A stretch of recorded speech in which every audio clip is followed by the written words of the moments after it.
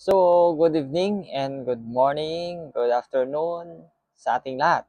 So, for today's video mga ka-circuit, ay ang masasabi ko lang ay magpapasalamat ako kung dahil sa inyo ay hindi ako nakarating sa sitwasyon natin ngayon. So, shout out nga pala sa ating mga solid followers dyan at lalong-lalo na sa mga nag-aabang sa ating content, sa mga nagtatanong, sa mga may gustong malaman.